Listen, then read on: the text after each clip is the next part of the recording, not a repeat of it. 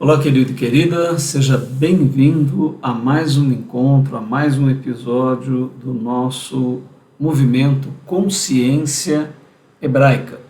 E hoje, você já sabe, né, no nosso Consciência Hebraica é dia especial. É dia do amanhecer da consciência hebraica, que está no seu episódio 33, hoje em 17 de fevereiro de 2021. Nós desejamos a vocês boas-vindas. O Amanhecer da Consciência Hebraica é um curso que trata das origens, a cosmogonia, né? A agonia é a origem, cosmos, a beleza, a harmonia do universo na visão hebraica. Se você pegar os capítulos desde o início do primeiro episódio, você vai encontrar uma sequência descrevendo toda a criação, descrevendo tudo aquilo que está nos conceitos, nos arquétipos, nos moldes iniciais da consciência hebraica. Então, se você perdeu os outros episódios, vá na nossa playlist do YouTube, lá você tem outros cursos, inclusive todos gratuitos, que você pode assistir, comentar, convidar pessoas para participar. Então, neste capítulo, nós estamos num momento muito interessante, entrando no Gênesis. Mas antes, vamos falar aqui nos ventos da nossa consciência hebraica. Por que consciência hebraica? Das 4 potencialidades humanas, nós temos a física, a emocional, a mental e a essencial. Desta faculdade essencial é que temos o despertar da potencialidade da consciência, uma das mais poderosas manifestações do animal que nós somos. Depois outras coisas também se manifestam em nós, como arbítrio, vontade, amor. E o hebraico para nós representa a espiritualidade humana, ele é universal. E o judaico, aquela história local que aconteceu no Oriente Médio, mais ligado à religião e a uma série de conceitos próprios ali. É mais ou menos como a música clássica ou como a filosofia, que acontecem em um povo, num ponto da história, mas pertencem a toda a humanidade. Sim, Jesus foi muito apresentado à grega, né? Aquela imagem dele loiro, de olhos azuis, está muito mais com uma influência grega do que propriamente hebraica, onde ele seria bem mais amorenado, pele morena e etc. Né? Agostinho, Aquino e Lutero foram muito influenciados por essa visão helenística do Cristo. E nós queremos um Jesus hebraico, então o nosso movimento procura buscar o olhar original de Jesus sobre a espiritualidade humana. Venha com a gente, veremos o início de tudo e de todas as coisas nesse nosso curso, O Amanhecer da Consciência Hebraica. Desejamos a você uma excelente viagem no nosso jato cósmico, que vai decolar a partir de agora. Então, o que compreendemos de mais importante nos episódios anteriores, né? Principalmente nos últimos episódios? Nós vimos um grande resumo, incrível, né? Que saímos do Gênesis até 1948, com a criação do Estado de Israel. Se você perdeu, assista os episódios anteriores. E para entrar na eugenia, né, na genética de Jesus, e se você está vindo aqui pela primeira vez, o que é esta eugenia? Né? Em grego, eu é bom, e gene vem da questão genética. Então seria o alinhamento do bom gene. Né? Nós vamos entrar agora, estudar os principais pontos de todos os antepassados de Jesus, aqueles que contribuíram com o material genético para a formação do Messias. E também vamos aproveitar a sabedoria hebraica de 6.000 anos de cultura e muito mais, né?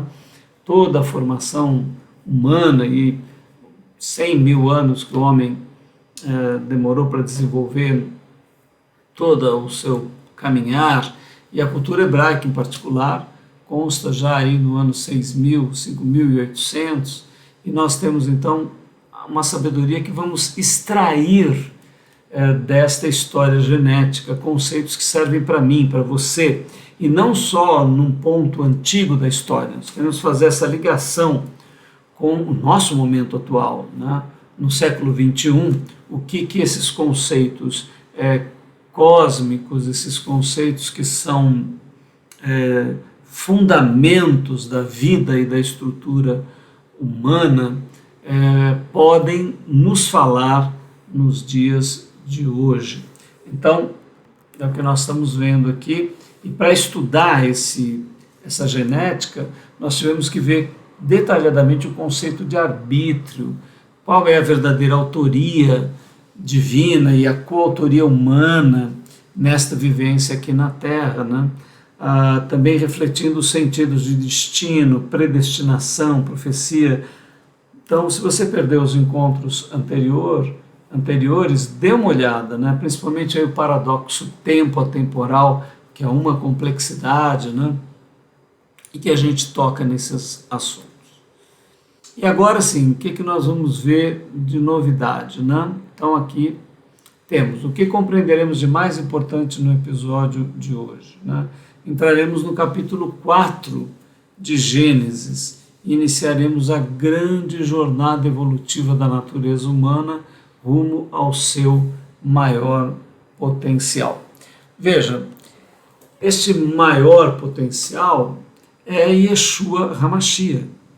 Então nós temos uma evolução física, emocional, mental, essencial, cultural, social, política, econômica, enfim, toda a criação de um contexto na história de todos os povos ao redor do nascimento de Jesus, que vai culminar na possibilidade dele ser aquilo que ele foi, né? Ele não é um ponto destacado, deslocado da história humana de todo o processo.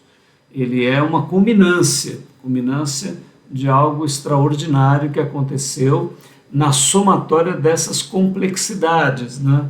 Seja o ambiente cultural, social, político, econômico, genético, espiritual, mental, emocional, familiar. Então você vai ver que há uma evolução que permite o florescimento deste homem, Yeshua HaMashiach.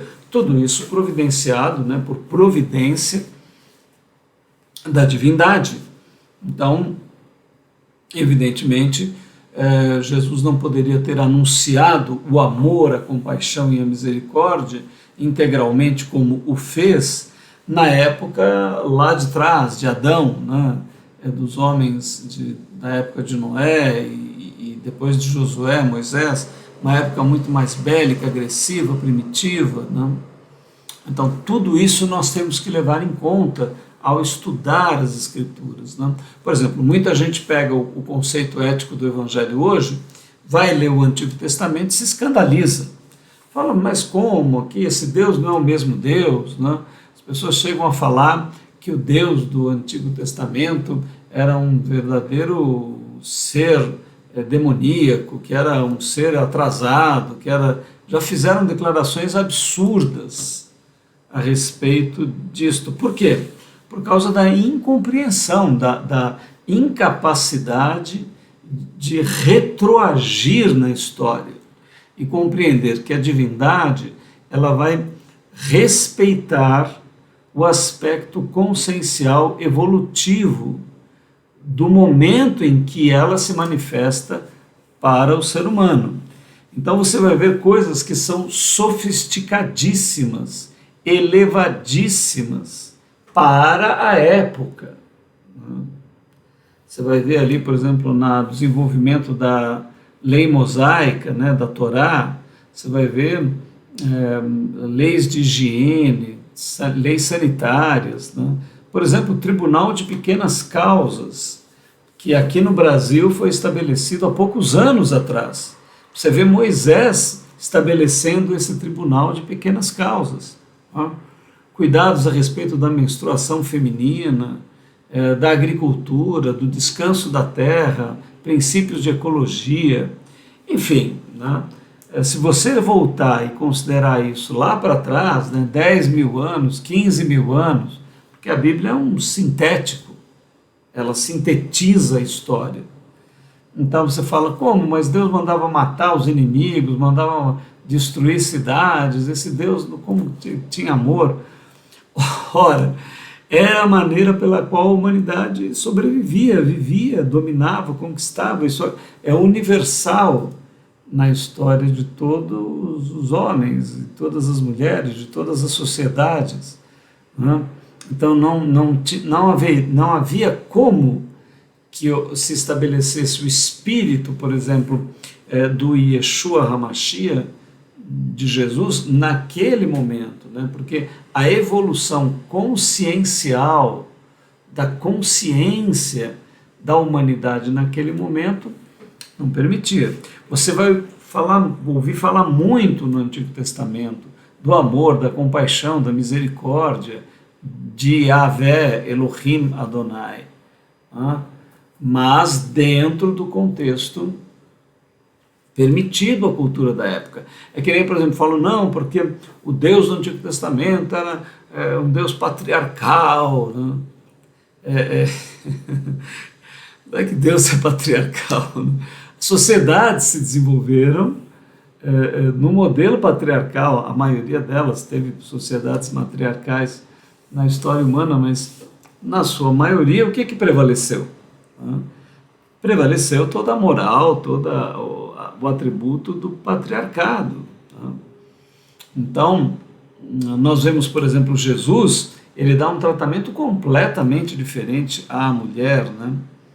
Né? Paulo, por exemplo, chega ao ponto de escrever, em Cristo não há mais macho ou fêmea, mas nós somos uma nova criatura. Olha a evolução disso, né? Mas, evidentemente, mesmo depois das cartas paulinas, de Paulo, de Jesus, de Paulo, o cristianismo vai adotar um patriarcado, continuará adotando. Né? Só para você ter uma ideia de como isso é muito difícil para ser alterado. Então, a divindade, ela respeita o momento consciencial dos povos e vai trabalhar com eles dentro desse contexto, procurando evidentemente atraí-los para uma compreensão mais elevada, mais profunda, para uma compreensão mais madura, né? Que vai culminar em quem? Qual a consciência mais elevada, mais madura, mais profunda? Yeshua HaMashiach, Jesus, o Cristo. Então o que nós vamos ver aqui? Nós vamos ver a história desse processo genético e evolutivo, cultural, social, político, econômico, familiar e etc. Nós vamos dar pinceladas na eugenia, na evolução genética dentro do povo de Israel e na evolução sociocultural, espiritual, emocional, familiar e de todos os parâmetros que vão se desenvolvendo na história de Israel e de todos os povos, de um modo geral, até chegarmos a essa possibilidade de reconhecermos o ensino do Messias. Jesus já ensinou o que ensinou há mais de 2000 anos e até hoje o cristianismo pouco aprendeu. Né? Vocês imaginem, por exemplo, na Segunda Guerra Mundial, Primeira Guerra Mundial, era cristão matando cristão. Onde que Jesus ensinou isso? Né? E todos querendo dizer que Deus estava do seu lado. Né? Mas isso é uma impossibilidade. Né? Por quê? Porque não é através de interesses políticos, econômicos, expansionistas e uma série de coisas que eu vou matar outra pessoa. Realmente a essência do Evangelho não permitiria isso. Né? Mas os contextos históricos, políticos, econômicos e tudo mais possibilitaram esse tipo de interpretação do cristianismo. Ok? Então só uma introdução para que você assim se sinta mais confortável. Não sei se você já é leitor da Torá, né, do Antigo Testamento. A Torá são 5 primeiros livros que nós chamamos de Pentateuco. Se você é novo aí, ainda não conhece direito a Bíblia, então aqueles 5 primeiros livros seria assim o tratado da lei, o tratado dos princípios fundamentais que vão reger a consciência hebraica, que vão moldá-la até a formação do Messias. Depois nós temos os livros históricos, os livros proféticos, você vai ver essa sequência na Bíblia, né? Os livros poéticos como Salmos, Cantares, Eclesiastes, livros de sabedoria, Provérbios, aí o livro dos reis, os livros dos profetas, tem essa separação dos livros por temas, mas nós agora vamos entrar na Torá, vamos entrar no Pentateuco, nos 5 primeiros livros da Bíblia, ok? Então, indo para o nosso texto, Eugenia Crística para a formação do Messias. Grandes lições sobre a vida e muita sabedoria milenar para o seu interior. Então, esse é o objetivo de nós estudarmos a genética, né? Nós vamos aproveitar os personagens para extrair princípios fundamentais para que eu e você, para que todos nós tenhamos mais sabedoria de vida, tenhamos mais sincronia, harmonia, sucesso, realização, crescimento, desenvolvimento, saúde, né? Todos esses princípios que nós vamos estudar é um compêndio de sabedoria de todos os matizes. Isso vai te desenvolver humanamente como pessoa e etc. Então, são grandes lições. Gênesis 4, de 1 a 16, e nós temos lá: E conheceu Adão a Eva, sua mulher, e ela concebeu, e deu à luz Caim, e disse: Alcancei do Senhor um varão, ou um homem, pegando a tradução. Outro ponto importante. Nós falamos para você que está aqui começando a estudar a Torá, as Escrituras, que o capítulo 1, 2 e 3 do Gênesis são capítulos puramente, extremamente simbólicos, e nós já falamos a respeito deles nos capítulos anteriores. Do capítulo 4 para frente, vai ter uma mescla, porque como é uma síntese gigantesca de 100 mil anos da cultura humana, do desenvolvimento humano, nós vamos ter grandes tópicos citados ali através da Eugenia, né? Através dos personagens principais que estão na genética de Jesus. E esse capítulo 4 para diante, ele já mistura uma parte histórica, mas ainda muito mítica, muito cercada de princípios fundamentais, essências fundamentais. Não há uma preocupação tão grande com história. Aliás, a Bíblia não foi escrita com um objetivo técnico, científico, histórico, né? Ela é muito mais um relato poético, um relato espiritual, um relato intuitivo. É assim que ela deveria ser encarada, que ela deveria ser vista. Essa briga entre ciência, datação e toda essa preocupação de que a Bíblia seja um relato histórico, técnico, etc., é uma confusão, na verdade.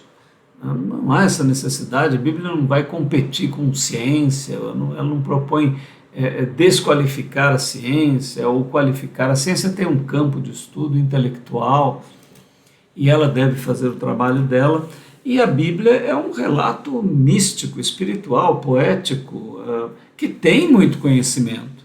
Evidentemente, ela aponta direções técnicas, científicas, ela dá ideias, ela dá conceitos, ela dá princípios, né? Mas sem o objetivo de ser descritiva tecnicamente, cientificamente. Ela é rica em elementos simbólicos, né? Essa é a especialidade dela. Tanto que, por mais que a ciência se desenvolva, você sempre vai conseguir pegar a Bíblia e atualizá-la cientificamente. Porque como ela é simbólica, ela permite uma aplicação subjetiva, profunda, que dentro do contexto que a ciência está, você consegue harmonizá-la, sem essa obrigação técnico-científica, de ser um texto técnico-científico. Ela jamais poderia ser isso, porque ela ficaria desatualizada, não teria sentido nenhum. Você pega um texto técnico-científico de 200 anos atrás, ele só tem um valor histórico, porque a ciência evolui tanto que ele não tem mais significado. E a Bíblia vai ter sempre um significado muito profundo por causa disso. Então, do capítulo 4 para diante agora, nós temos um relato mesclado, um pouco de história, um pouco mais mítico. Só a partir de Abraão para frente é que as escrituras se tornam mais históricas, né? Se tornam mais factuais e não tão simbólicas. Apesar de que ela sempre trabalha com simbolismo, com parábolas, com metáforas, com aplicações, porque o objetivo dela é poético, de descrever a relação do ser humano como uma grande poesia de amor, uma grande dança entre a alma humana e a divindade, uma dança em que você vai aprendendo os passos, onde você vai desenvolvendo a ginga, o movimento, e vai cada vez mais se sentindo à vontade e envolvido amorosamente, afetivamente, calorosamente. É um balé clássico, cheio de detalhes, de arquitetura, né, de elementos que vão se mesclando e vão formando um mosaico, uma belíssima visão poética da realidade, inspiradora de sonhos, de esperança, de revolução, de crescimento, de autotransformação, de mudança interior, de superação de si mesmo, né? Essa é a tônica das Escrituras. Lá no comecinho, nós falamos sobre o filme O Livro de Eli, porque lá um dos personagens percebe a riqueza tão poderosa da Bíblia, não tinha mais nenhum exemplar, e ele queria um exemplar da Bíblia para poder começar de novo a humanidade. E é verdade mesmo, né? Ela tem esse potencial de construir civilizações, produzir arte, produzir música, produzir poesia, produzir a beleza que as escrituras de Gênesis e Apocalipse já inspiraram na história humana, né? As maiores obras de arte, dança, literatura, poesia, né? Elas estão mescladas com todo o grande poder e potencial que esses relatos possuem, pela força que eles têm e pela conexão que eles têm com a realidade. Então, a Bíblia é poderosamente todo este arsenal. E quando mesmo alguém que ama a Bíblia quer colocá-la como um manual técnico-científico, perde toda essa grande beleza. Não é esse o escopo das Escrituras, não é isso que ela pretende. Muito bem, indo então para o nosso texto, a partir dessa contextualização, nós temos lá, ó, e conheceu Adão e Eva, sua mulher, e ela concebeu, e deu à luz a Caim, e disse, alcancei do Senhor um varão. E deu à luz mais a seu irmão Abel. E Abel foi pastor de ovelhas, e Caim, lavrador da terra. Olha, aqui nós temos já alguns princípios, né? Você vê que esse ponto da história humana já está muito evoluído, né? Aqui já vai se falar, e vai ser repetido um pouquinho mais adiante, né, a respeito da agricultura, por exemplo. Se você estudar a história humana, você vai ver que a agricultura ela está bem lá para frente já, porque ela depende de técnica, de conhecimento e etc. Né? E a pecuária também. Aqui já a criação de animais, a criação, o desenvolvimento da agricultura, a criação de animais. Já está falando, então, para a gente poder se situar, né? Se você pegar um compêndio de desenvolvimento da história humana, você vai ver a agricultura e a pecuária já num ponto muito adiante lá do desenvolvimento humano. Então, aqui já misturamos então história e o elemento simbólico, porque Caim e Abel são personagens da genética de Jesus e também fortemente simbólicos, né? Nós vamos começar a ver aqui os grandes símbolos. E por que isso, né? Porque são os primeiros personagens, são os primeiros moldes, são as primeiras formas. Então, evidentemente, eles são fortemente simbólicos, eles vão lançar princípios fundamentais. Por isso que eu digo, no sentido mítico, de um mito, não no sentido de ser uma fantasia, mas é que mais importante do que propriamente foram a vida de Abel e Caim é aquilo que a vida deles representa, simboliza, significa, né?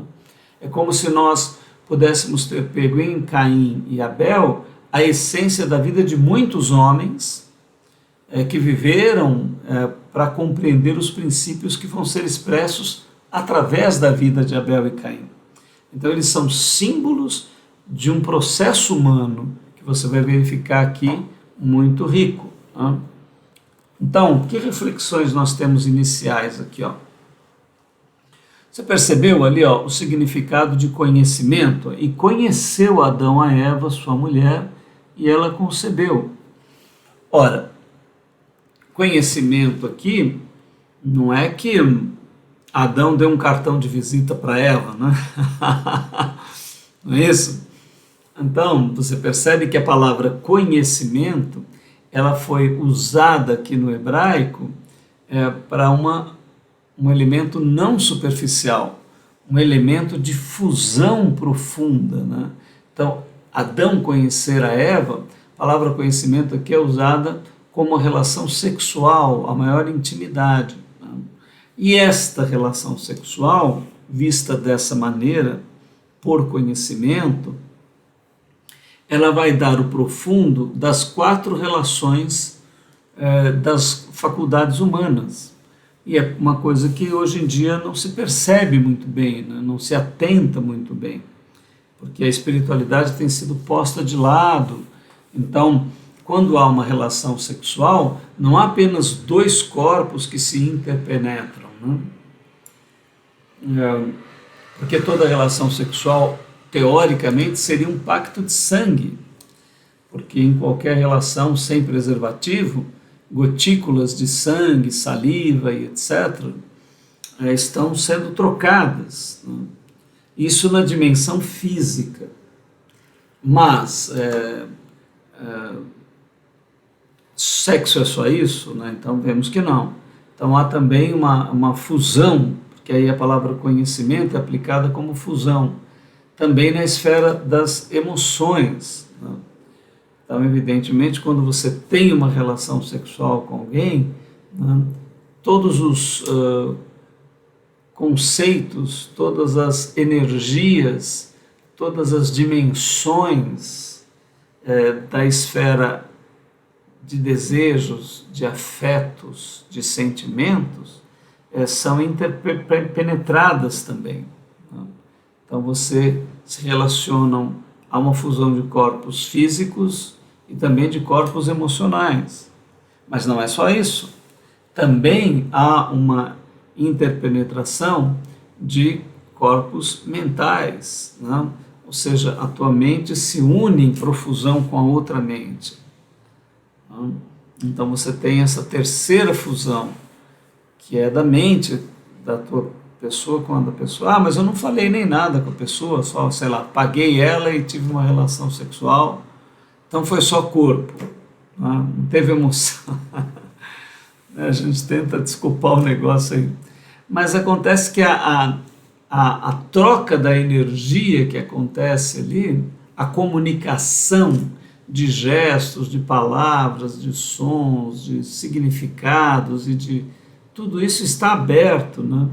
O campo é interpenetrado, né? Fisicamente, emocionalmente, mentalmente e espiritualmente. E aí nós desenvolvemos aí a proteção, né? A camisinha, a camisa de Vênus, a proteção para o físico. Mas e para o emocional? E para o mental? E para o espiritual? Ah, não, isso é bobagem, são só 2 corpos, não acontece mais nada. Bom, tudo bem, se você quer considerar isso, você pode considerar dessa maneira, né? Mas a sabedoria da antiguidade não vê dessa forma. Por isso que uma relação sexual aí feita por esporte, né, sem consequência alguma, pessoas tendo relação sexual com um monte de pessoas, sem que haja verdadeiro afeto, sem que haja troca, sem que haja compromisso, sem que haja enlace, sem que haja significado entre as pessoas, vai entrar numa esfera considerada de adulteração interior, né? De prostituição de algo, né? Ou seja, você vai, a palavra prostituir do latim era mostrar algo da sua intimidade, né? As prostitutas se exibiam, por isso que elas eram colocadas como prostitutas, apesar de que hoje as mulheres também se exibem, e homens, né, na internet, tudo nesse mesmo espírito, praticamente da prostituição. E a palavra adulteração significa estragar algo, né? Adulterar é alterar. Então você não tem uma relação íntima com alguém sem que alguma coisa seja alterada, né? Agora, se isso é feito com muitas pessoas, né? Cada um dirige a sua vida, sabe o que faz, e, né? É bem grandinho, se não for menor de idade. Nós não queremos moralismo nenhum, só estamos alertando você de alguns princípios. Quando a espiritualidade coloca algumas coisas, a gente fala, isso é só moralismo, né? Tá tudo liberado, hoje em dia tem a pílula, a pessoa não fica grávida, né? O pessoal costuma dizer aí, lavou está novo, né? Com referência aos órgãos sexuais, né? Bom, isso está baseado em quê, né? Na sabedoria de quem, né? Na vida prática, no materialismo. Bom, tudo bem. Se você vive por esses valores, vive com esses conceitos, acha que realmente nada tem consequência, a não ser daquilo que é material, não está certo. Nós estamos aqui trazendo valores e princípios que são mais profundos, né?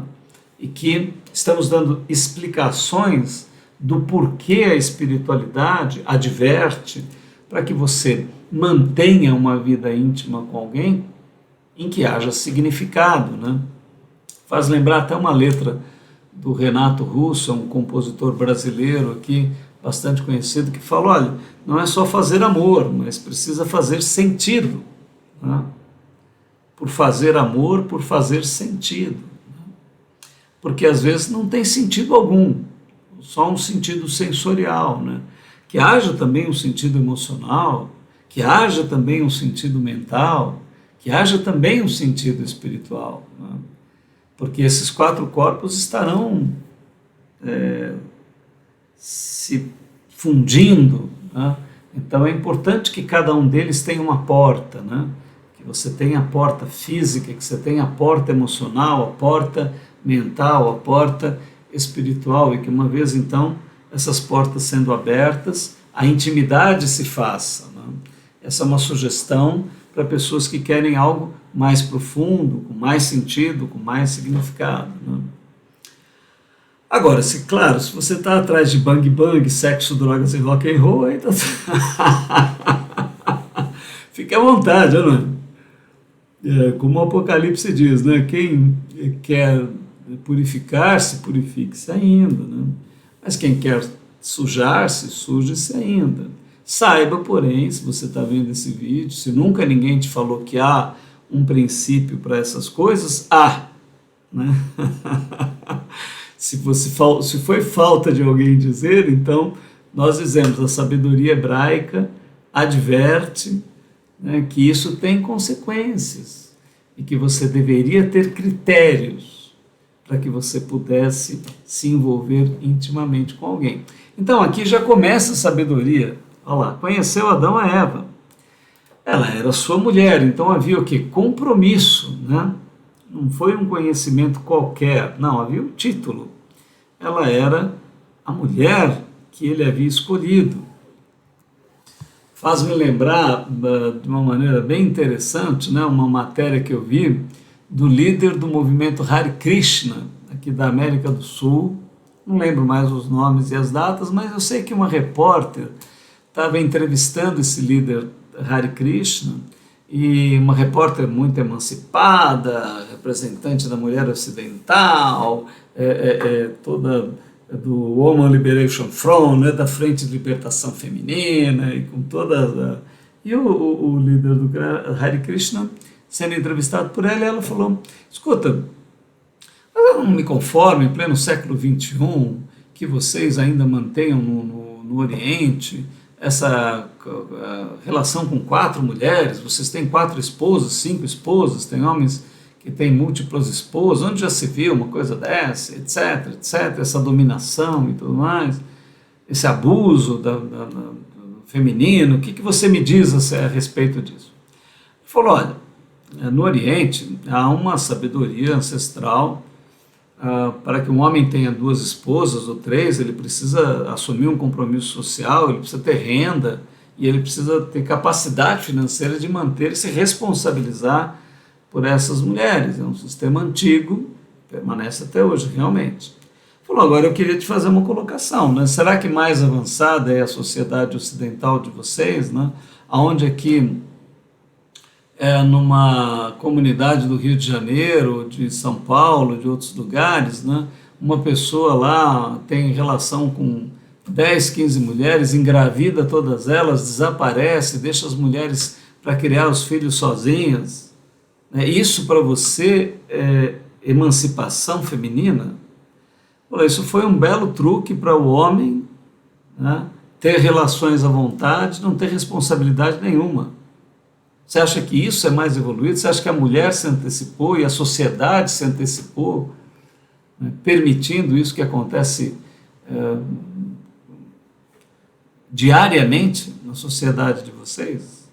Isso é evolução? Isso é libertação feminina? Então, vê como é difícil você pode analisar um problema por vários ângulos, né? Eu achei muito interessante a resposta dele, a provocação dele. Evidentemente, nós podemos mediar entre as 2 situações, nenhuma delas talvez seja ideal, né? Mas, para se criticar alguma coisa, precisa se ver aquilo que é a nossa própria cultura, a nossa própria incoerência, a nossa própria falta de sentido e significado, né?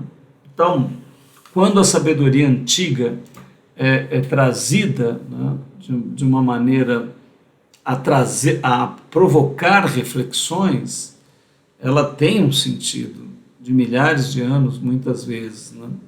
Então, nesse caso da sabedoria hebraica, quando se propõe que haja mais consciência, que haja uma visão mais integrativa, de um conhecimento mais profundo, de uma ética, de um valor, né, que se tenha consciência de que não é apenas um corpo físico se relacionando, mas há uma estrutura emocional, mental, espiritual, há uma necessidade social de satisfação, há uma consequência dos atos e que se coloque, etc. Isso é sabedoria, isso é proposta social, isso é consciência, né?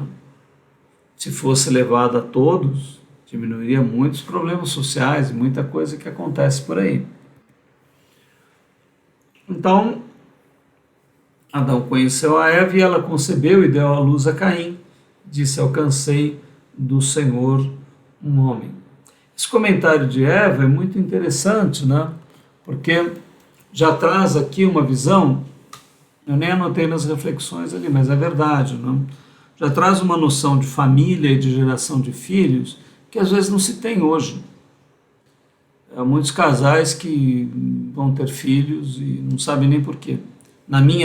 Quando eu fiz agora a faculdade de psicologia, um dos professores que estava tratando do desenvolvimento humano pediu para que levantassem ali na sala a mão aquelas mulheres que queriam ter filhos ou já tinham filhos. E em seguida ele fez a pergunta, por que você teve filhos? Ou por que você quer ter filhos? E a maioria das respostas foi muito sem reflexão alguma, né? Muitas diziam que queriam ter filhos para ajudar a não que a humanidade não acabasse, né? Falou, olha, com 8 bilhões de pessoas na Terra, você pode ficar despreocupado dessa missão. Está faltando gente não, né?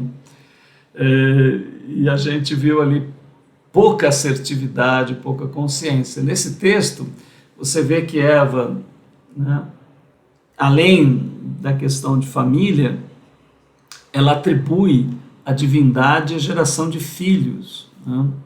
Então isso pode ser muito interessante no sentido de que você tenha os filhos não para você, mas para o cosmos, para o universo, né? Que você seja portador de algo que é a vida. Então, para isso tem que ter responsabilidade, ciência, sabedoria, porque você, aquele filho, não é algo só teu, só para você, né? A maioria das pessoas tem um espelhamento de ego muito grande nos filhos, né? E isso cria já um problema neurótico, de relacionamentos difíceis, porque o pai e a mãe lançam sobre aquelas crianças que ainda nem nasceram às vezes, todas as suas frustrações, falhas, erros, problemas, né? Elas querem que o filho seja o esplendor daquilo tudo que elas não foram, não realizaram, né? E aí quando vem a adolescência e vem todas as falhas e a vida se repete, né? Porque muitas vezes, né, os mitos familiares, né, os dramas familiares são repetidos pelas gerações, porque os pais carregam toda aquela estrutura que já vem dos avós e que já vem dos antepassados. Nós vamos estudar isso aqui. E você acaba reproduzindo na sua família o problema, às vezes, de gerações, porque não foi tratado, porque não foi curado, porque não foi resolvido, porque não foi conscientizado, né?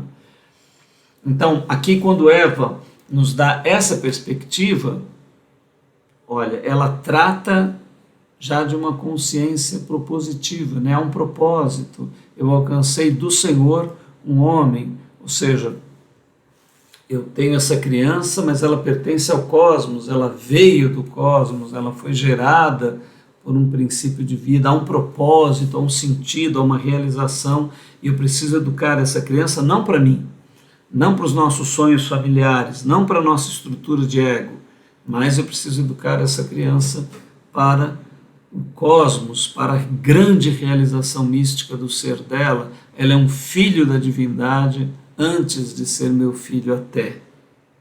Mas há pouquíssima consciência disso. As pessoas não sabem nem por que querem ter filhos, né? Só um impulso.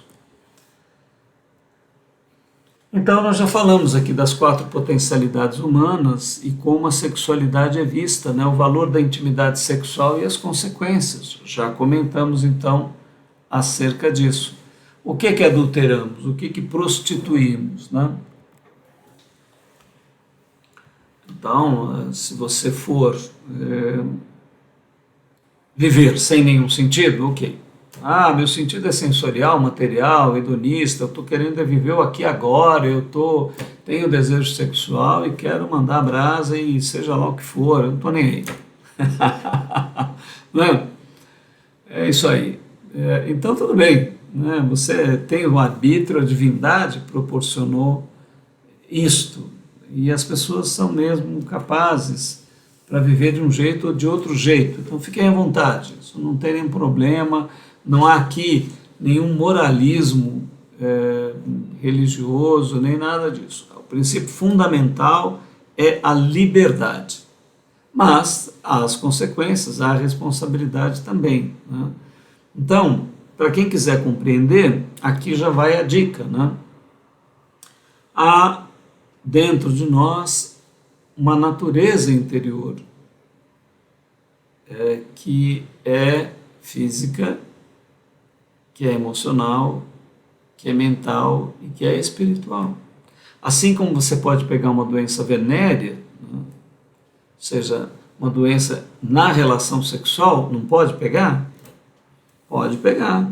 Ainda nós temos doenças transmissíveis sexualmente de montão. Se falam a respeito disso, toda promiscuidade é um perigo para o corpo físico. Você não sabe com aquela pessoa, se ela está se relacionando facilmente com você, provavelmente se relacionou com outros, ou não. É que eu sou muito especial, então todas querem se relacionar comigo, mas só comigo, eu não se relacionam. Né? Entra naquele ditado, né? Me engana que eu gosto. Aí tem o segundo ditado, isso daí é de minha autoria, que é eu me engano e eu gosto.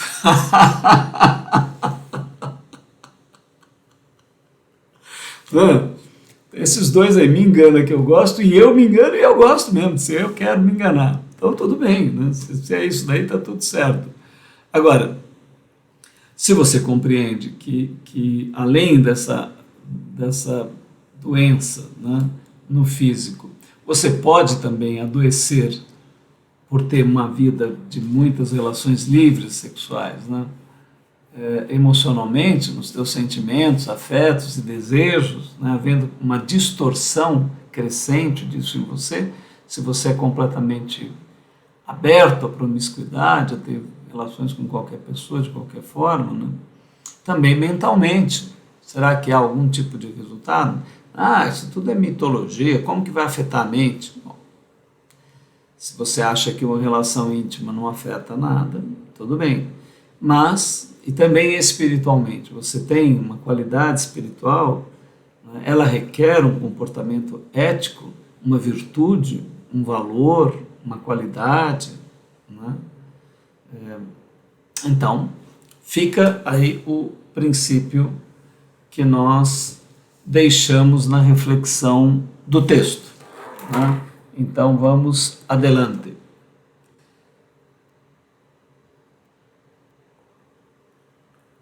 Continuamos na Eugenia, e aconteceu ao cabo de dias que Caim trouxe do fruto da terra uma oferta ao Senhor. Olha que interessante. E Abel também trouxe dos primogênitos das suas ovelhas e da sua gordura uma oferta ao Senhor. E atentou o Senhor para Abel e para a sua oferta, mas para Caim e para a sua oferta não atentou. Reflexões.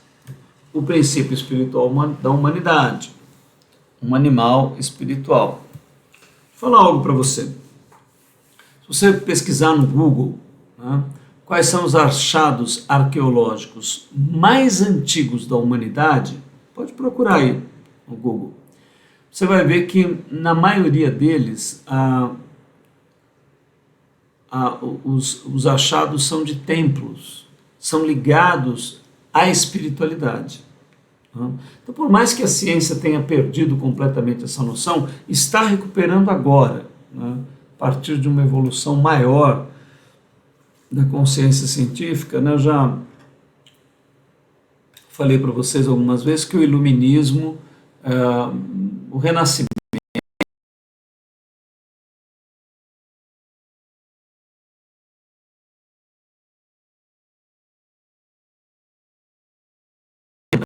agora a humanidade iria deixar completamente a religião e iria ser substituída pela racionalidade científica. E nós vimos que isso não funcionou, né? Na verdade, culminou com o desenvolvimento de muitas armas e com a Primeira e a Segunda Guerra Mundial, né? As maiores mortandades de toda a humanidade. Então, assim, o homem é um animal espiritual, é um animal físico, emocional, é um animal mental, cognitivo, conceitual e também um animal espiritual, né? E aqui nós vamos ver esse princípio estabelecido, quando é trazida a oferta, e aconteceu ao cabo de dias que trouxe do fruto da terra uma oferta ao Senhor, né? E também dos primogênitos trouxe uma oferta. Então nós somos um animal espiritual. Eu não sei se você é ateu, agnóstico, se você é cético, que você... mas eu vou falar algo para você. Você saiba ou não, queira ou não, goste ou não, há uma natureza em você que reivindica, que tem necessidade do rito espiritual. Porque os teus antepassados há milhares de anos praticam isso, praticaram isso, viveram isso, pensaram isso, idealizaram isso, sentiram isso. Não há coletivos humanos que sejam ateus na história humana. Todos adoravam deuses, divindades. Tá? Então, quando você rompe isso completamente, não dá atenção a isso por um racionalismo que você adquiriu aí nas universidades, nos livros, artificial, ele não corresponde a milhares de anos de evolução. Isso vai ter um resultado dentro de você. Né? Assim como nós também temos, né, quem se dedica à espiritualidade, tem as raízes do ateísmo, do ceticismo, do agnosticismo, do niilismo dentro de nós, porque nós temos uma natureza anticrística, né? Uma natureza que ela é contrária a tudo isso. E todos nós muitas vezes não queremos mais crer em nada. Nós temos essa mesma tendência que há em você, se você é um ateu e etc. Né? Mas nós sabemos também que você tem lá dentro de você, em algum lugar, por mais que você possa esconder, ocultar dentro de você, negar, né? Se você for sincero, todo o homem espiritual, a mulher espiritual, ela é capaz de confessar um ateísmo dentro de si, um niilismo, uma natureza que não crê em nada, não quer saber de nada. Nós temos isso todos dentro de nós. Né? E um ateu sincero vai dizer, não, há um impulso espiritual dentro de mim. Confessa aí. Porque é a mesma. Isso é o animal que nós somos, tem essa tendência. Né? E quando você não rega essa parte da tua raiz, quando você não rega essa parte da tua árvore, ela seca, ela vai secando. Né? Mas ela não morre, ela está lá até o fim. Até o fim ela vai estar presente dentro de você.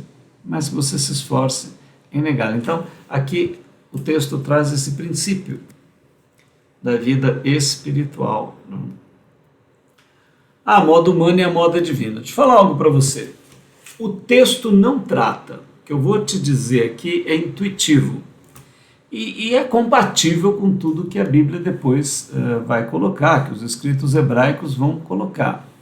Porque assim, não há uma instrução sobre o tipo de sacrifício que deveria ser trazido escrituralmente, não está escrito. Mas você compreende que havia uma intuição a respeito disso. Então, assim, eu vou colocar duas hipóteses. Vamos supor que já havia a instrução, a orientação intuitiva de que o que Deus queria como sacrifício envolvia vida, envolvia sangue, envolvia a vida no sacrifício. E você pergunta, mas por que matar um animal? Por que ferir um animal para agradar a Deus? Não, isso não é agradável a Deus, não é isso. É que a própria história, a necessidade da vida humana na Terra, para que a divindade gerasse os seus filhos à sua imagem e semelhança, cumprindo Gênesis 1, 26, que a gente já tratou fartamente nos capítulos anteriores, você pode voltar lá. Então, qual que é o propósito da divindade? Gerar filhos. Ela necessariamente teve que formar as trevas, o abismo. E isso é que deu possibilidade de nós termos o arbítrio. Só que as consequências do abismo gera doença, gera morte, gera toda uma série de derramamento de sangue. Então, quando o sangue era oferecido, é um símbolo que está representando o sacrifício da vida que será feito para que os filhos de Deus sejam gerados. Então, era para que a própria humanidade compreendesse que a vida estava em risco, que ela estava em jogo, e que, para que a realização do sagrado se cumprisse, ela precisou ser colocada em jogo, em risco. Então, quando se tirava uma vida para se sacrificar a Deus, estavam dos ensinamentos mais profundos da preciosidade da vida, de como ela era preciosa e deveria ser realmente consagrada para que tudo valesse a pena, para que o homem alcançasse a condição de filho de Deus. O sacrifício era necessário. Quem sofria a cada morte era o próprio Deus. Então ele expressava como que o seu sofrimento, porque foi necessário criar a luz e as trevas, e toda a morte que viria a partir daí, e que não seria possível ser impedida, porque ele não poderia retirar o arbítrio humano. E uma vez dado o arbítrio humano, o próprio arbítrio humano faria um derramamento inútil e abundante de sangue. Então, o que aquele sangue derramado representa é a nossa incoerência, é a nossa desfaçatez, Aquele sangue derramado representa toda a tristeza que nós vamos causar ao Criador por Ele ter que nos dar livre-arbítrio, porque Ele propôs em si mesmo realizar o homem à sua imagem e semelhança. E para isso Ele não podia criar máquinas, robôs que o adorassem, que tivessem relação com Ele. Nós precisaríamos ter certa liberdade, e a nossa liberdade faria muito sangue correr na história humana. Aquele sangue que nós ofereceríamos a Deus representa o sangue que nós derramamos. Eu sei que não é uma visão muito comum, mas essa visão é o pesar a respeito de nós.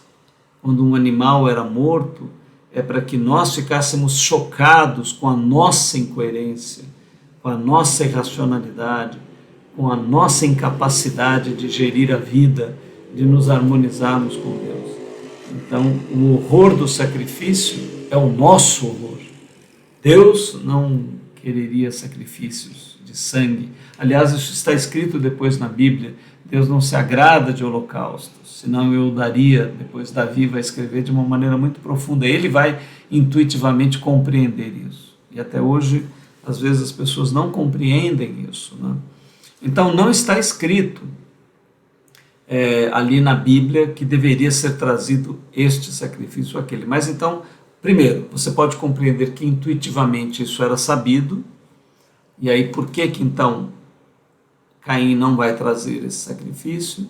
E a ideia de que se não fosse sabido, depois, pelo resultado, Caim viu que não funcionou. Então ele deveria fazer uma revisão do seu processo de oferecimento dos sacrifícios.